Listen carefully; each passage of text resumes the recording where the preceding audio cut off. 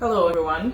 My sister and I are here to address some very pertinent issues. You know what has been trending lately as PKs. PKs stand for Pastors' Kids, and we're very much concerned about what is going on, and we want to talk, heart to heart talk, and we hopefully this would really go a long way to help you if you're a concerned party, if you're a pastor's kids, if you're a pastor, a pastor's wife, and you're struggling in dealing with some of these issues. We would want you to listen, even as a congregant or as a Christian who has been pastored by someone for several years. You also have a responsibility, and we want all of us to talk, and come to an understanding that would be helpful to all of us. So, Nana, you can. So we just want to talk about pastors' kids. So there are so many cliches or many things that people say concerning pastors' kids, that they are the most terrible people on earth. That they are so bad. Like sometimes you go somewhere, Pastor Chanda, no wonder, hey, now their son or mutio, munye, you need the inter. I'm like, wow, how different are we from every other person that has been born out there? I agree, we are different because our parents have been called by God. They've been anointed and ordained to do the work of God. So the difference is that our parents have been called by God, so the standard is high, and that is how we are measured by, quite unfortunately. And so it's sometimes even the least thing you do is like, whoa, what's going on with this one? And people don't seek to even understand you or know where you're coming from before they start to judge you, and that is an issue. And it's unfortunate for this young man that his has gone to this point, but I know that definitely started from a place, and a lot could have been done about it.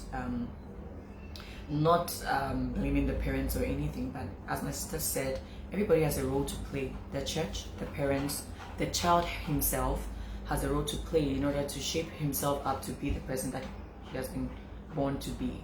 And so there's no judging here. We are just truthfully pouring out our hearts by our own experiences, and just wanting you to know that it's not that easy, and it's not that simple as people think it is. I've seen many comments about this situation where somebody was like, oh, the Archbishop Chadi or was say keke riches almost kadodo intina was say akwano was say na was say.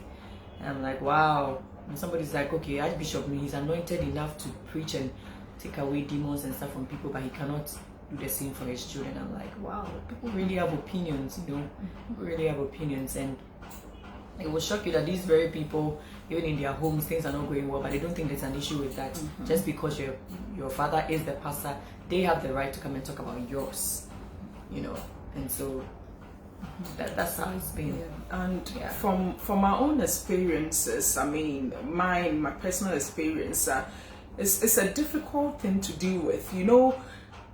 Coming from the point where you're growing up and you feel like you're never good enough, because whatever you do as a pastor's child, people judge you. Yep. So it's a very difficult thing to deal with, and I'm sure a lot of PKs would identify with what I'm saying. You try to do your best and people still judge you. Everybody around is like, oh, Osofoba, now I say Osofoba or PK, they can't get it right, you can't get it right, you're supposed to know better. And you try so hard, and at a point you feel like I can't be good enough, and so I will not even bother. That's right. I've been there before. I've had that experience, and a lot of PKs have been through that. That's right. When you're trying so hard and you feel like you can never be good enough, it gets to a point where you rebel. Yeah. You rebel because you feel that I've done all I can, and everybody out there, most people out there think that I'm not good enough, and they will judge me anyway. So Yeah. why should I bother? even, why bother being good? But you know, I just around this point, as a pastor's kid, when you get to this point, that's the point where the parent, most of the time, if the world will not even receive us or understand us or try to be considerate even in their judgment of us, we at that point will be looking to the parent for approval. But if the parent is also judging or not understanding, then that's an issue. That's where the rebellious spirit starts to build up in you, because the devil is even looking for a leeway. He's looking for an opportunity for you to discredit the work of your parents already. So at the point where the world and the church is looking at you and not even understanding what you're going through or being merciful or loving towards you, the place where you're looking for that love mostly is from your parents.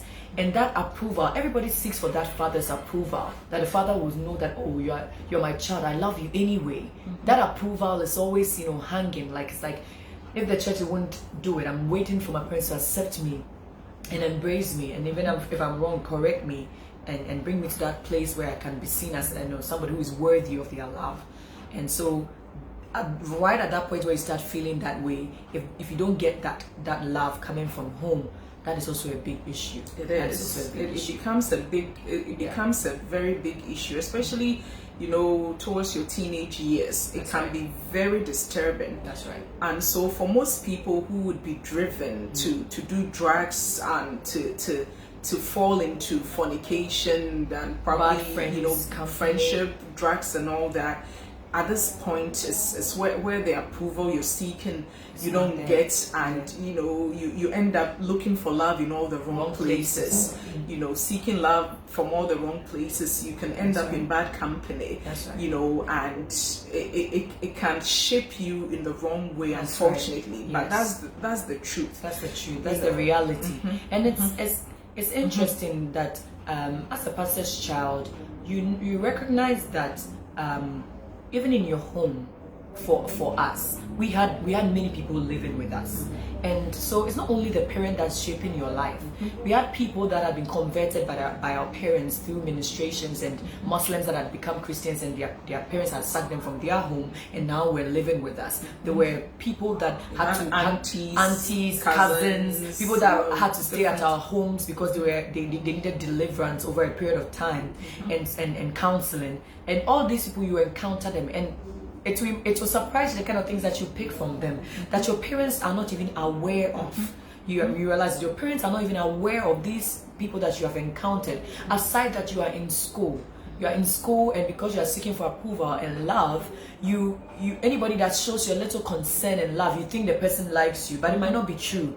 The person might be just trying to destroy your life or even put you in a bad light, but you might not know, but you think that this is the right crowd to be with, or this is the right company to be with, just because you're not sort of getting that at home. And sometimes we shouldn't forget that because your parents or your dad is into the ministry, I mean, they are dealing with people's demons. Yes. They are delivering people. Yes. And all that, and so all sorts of attacks come from different places. Angles, when they can't get your dad or your mom, they attack the best children. That targeting does not stop. It doesn't. And so that targeting does not. They come after you as a pastor's child. Like, I'm telling you, if you're a PK, I'm telling you, at a point in your life, okay. And I was discussing with my sister before we came on there, like, we need to come to that point where we know, yes, there are times that some parents can, disappoint you and not give you that love. Some parents might even be clueless about what you're even going through. But at a point, you need to realize that you are a target and start to build up your faith for yourself. Because my sister would tell you, if it's not that we stood and said, okay, our parents are pastors, but we also have become Christians, and we need to build our faith and pray and contend with those spirits and demons that have been contending with our lives and destiny. Because during the judgment day, there's only as much as your parents can be blamed for. As a child, you will mature eventually, and then you have your own responsibility to build yourself up in a good way. Exactly. Exactly. You have that responsibility. Yeah. And so at a point you need to come to a decision to accept Jesus Christ for yourself. Yes. To come to an understanding that, I mean, salvation is an individual thing, it's a personal thing, and so you need to make that decision for yourself. Yes. You know, and for most speakers, it becomes a very difficult thing because you're always, especially when you're born into it already, your parents are heard about Jesus your whole life. It becomes like a casual something. You always hear about Christ, and the unfortunate thing is that if you're not careful, making that decision becomes a very difficult thing because Christian, and so that point where you come to a decision to give your life to Christ, if you are not careful, you are not able to do that at a point because you're growing up as a Christian anyway, and so you it's difficult for you to make that decision at a point where you know that this is where I gave my life to Christ. A lot of PKs go through that. You don't even know the point exactly, whether it was 10 years old, 8 years, 15 years, 18 years, or you know, that decision time, you are not even sure at what point you really made it. Some of us made it several times because there's a revival like church or at home, your parents pray with you, you join in and you do it over and over again. But how serious were you about it? That decision, was it genuine, or were you just led to do it because it was just a formality? And it can be a very difficult thing, you know, where you're just, you know, being dragged along and you're not making the decision.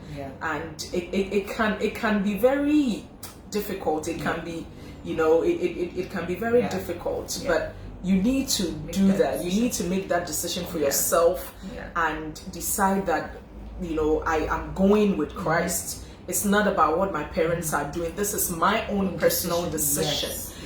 And because it's easy to just live under the shadows of your parents and feel like, okay, this I'm just being cool, I'm being good for their sake and all that. But how about for your own sake and for the fact that you also have received Jesus Christ into your life, and so you want to live a life pleasing to God? Because at a point it would seem like, okay, I need to do this right, I don't need to do this, so otherwise I'll disgrace my parents. But that narrative should change to a place where I don't need to do this, I don't need to do that because I don't want to disappoint God. That's where it should come to. That's where it should come to.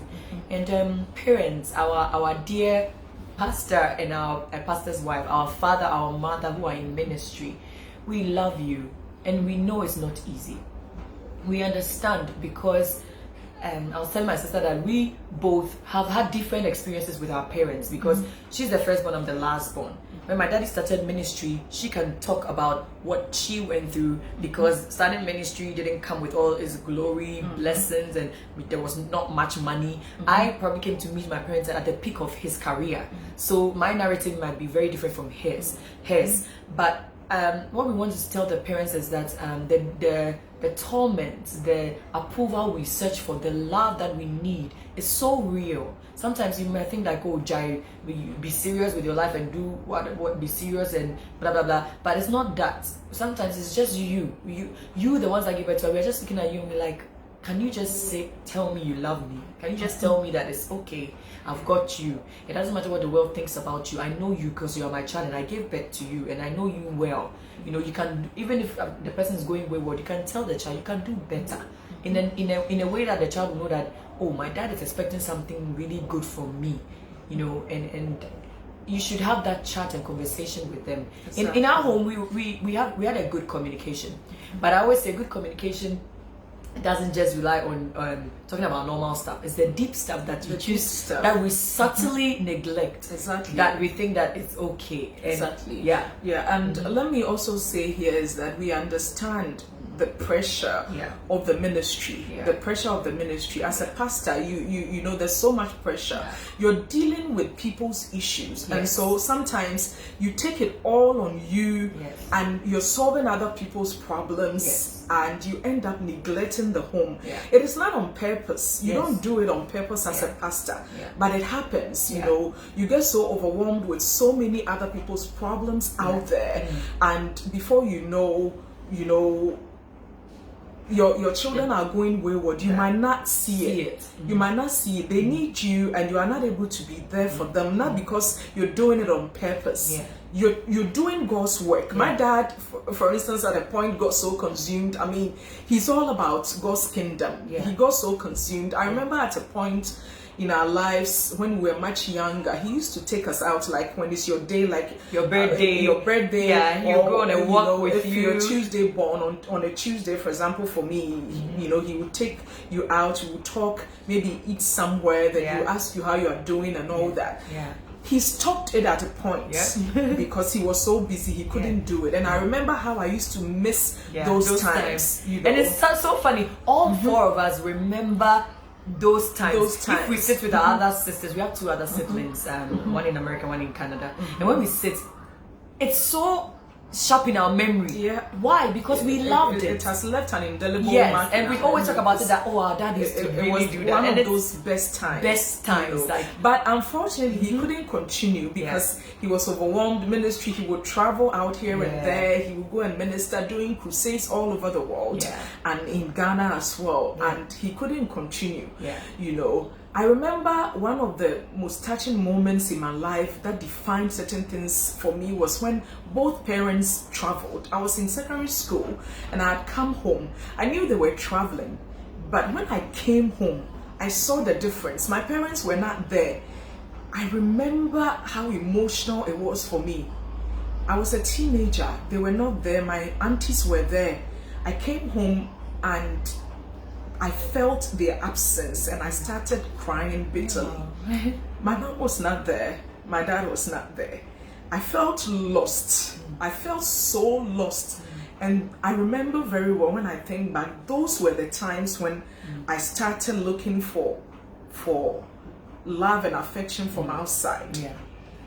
Our aunties who were left to look after us didn't understand me then. I remember when I would, way back, I love to look good. And I'll be in the mirror combing my hair, putting on powder on my face and all of that. And my auntie will come and be shouting at me and asking, where are you going? Trying to look good? Who are you trying to look good for? You think that those boys out there, they love you. And she didn't understand me. And so his tantrums pushed me out there. And I started making friends out there.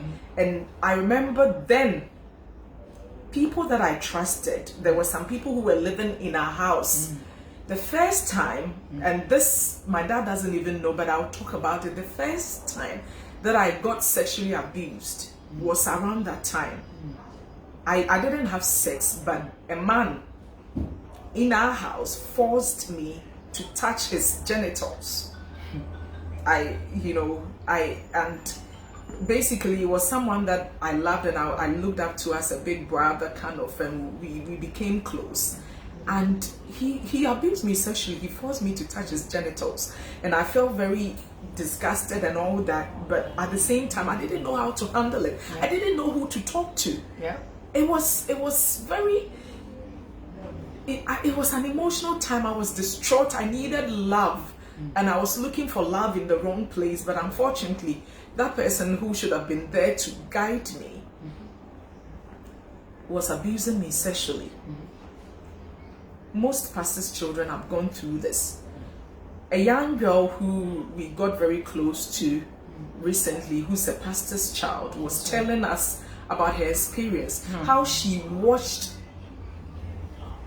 her own father abuse someone, rape someone, and the dad was in ministry, one of these old prominent churches. He was a pastor, and we saw very good things about my dad. My dad is a great dad, very well rooted, awesome. He brought us up really, really well. But unfortunately, some of these pastors out there, they look really, really good. They are heroes in the eyes of the congregation and all that, but they are different at home. That's right. Fortunately for us, my dad was awesome at home. He was consistent. And it was very consistent. Church, at home, he would preach a great person. at church, preach at home, and he was very consistent. He pushed us, to go for camp meetings to help us grow spiritually. And so if I go wayward, or God forbid, I know I will make it to heaven, but if I don't make it, I can never blame my dad for that, because I know he was consistent at home and outside. He's been very consistent. He preaches the word and he practices it. But I know PKs who had the experience of their pastors, their parents being the good pastor out there, but they were not good at home. They were abusing their mothers. They were abusing them even at home, and they were abusing others. That's right. And so for these kind, you can imagine how distraught they will be at home. That's right. How distraught, how it will affect them, because they see that dad who is holy out there, but it's terrible. It's different. It's different at home, and that can really affect them badly and shape them differently. People have different stories as PKs. Today, it varies. And so I would want to talk to you as a PK, as a pastor, whatever you're doing, know that it tells on your children. It shapes them. It shapes them. One way or the other. And also know that other people that you let into the family are also shaping them, and you need to pay attention. And now I want to bring the church in also. Look, our parents are pouring out their lives into your lives. Basically, if they are not with us and paying attention to us, they are paying attention to you. The least the church could do is to support the family that is leading them into Christ and blessing their lives and anointing them. Is to pray and support them. But we don't see that. Even the church is being judgmental, and they are not loving on the pastor and their family. They are just being judgmental. But if our parents are not with us, they are with you. They are traveling all over the world to be a blessing to you. They are coming into your homes. You get to call them anytime you want. Pastor, hey, BBS, you me here, but we don't have it that way. So I would say that you are even sometimes more privileged than we are. So you need to know that you have a role to play as church people, as people who have received a lot from our parents also. You need to know that. And I thank God for my big sister. And I say that because she went through a lot of things, but I escaped them because she was there for me. And many times that the time that I was living with her was in my late teens, and there's a lot more things that I got to know that she corrected me, or she would call me, sit me down when I go out and come back and advise me, because she doesn't want me to go through what she went through. You get it? And so I had her. Thank God I had her.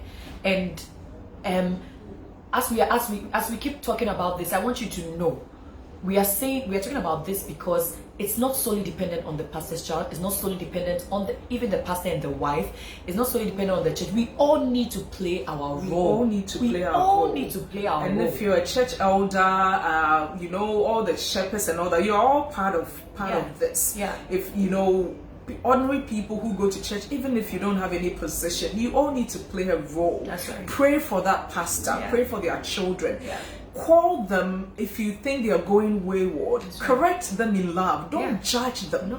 Correct them in love. Talk to them. Correcting them in love is necessary, because if you don't, the enemy will bring somebody in that seems like they are loving on the person, but they are not doing that. They are not doing that. Agents of Satan who are pushed into their lives to change their course, to change their destiny, to destroy their lives. You need to open your eyes, shine your eyes, open your eyes, and look out for these pastors' kids, elders' kids, and all these people, and love on them, help them grow.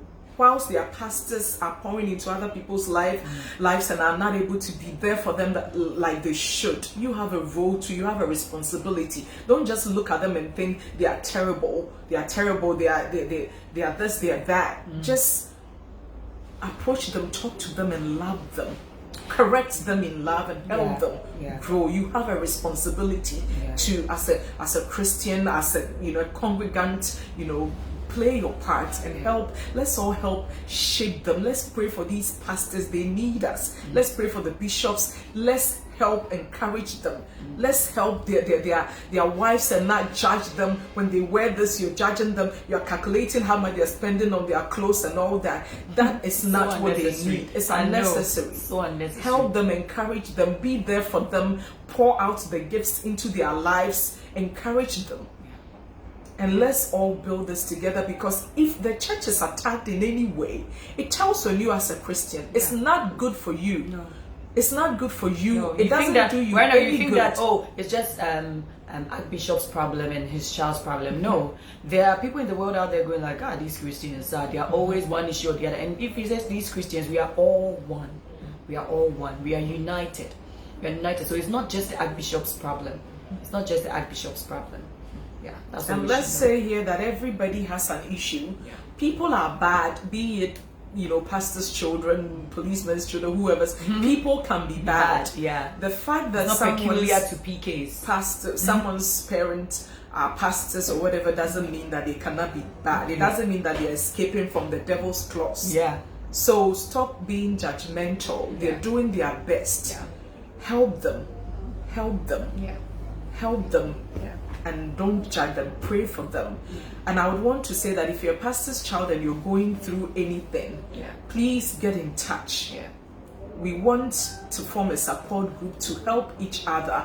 I mean, we have our sisters, like, you know, Evangeline and the likes. I have my brother Nase Bwedi. We have a group that we've all gone through things that we can share our experiences with you and support us, each other. We want to be praying together once in a while and, you know, party together in love and help each